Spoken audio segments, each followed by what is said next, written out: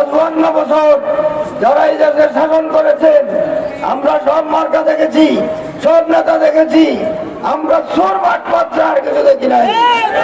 এই দেশের কোটি কোটি টাকা সম্পদ তারা লুট করে নিয়েছে আর সন্ত্রাস করে আমাদের অসংখ্য ভাইকে আহত করেছে, অসংখ্য ভাইকে শহীদ করে দিয়েছে। এই সোনামণি শহীদের রক্তে বেদা সোনাইমণি, ঠিক কিনা বলে প্রিয় ভাই সব।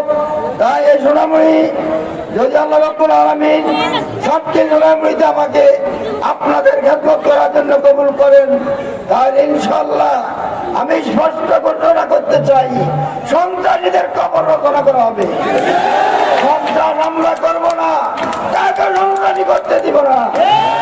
ইনশাআল্লাহ 12 তারিখে যে বিজয় হবে, এই 12 তারিখের পরে সন্ত্রাসীরা পালাইতে বাধ্য হবে।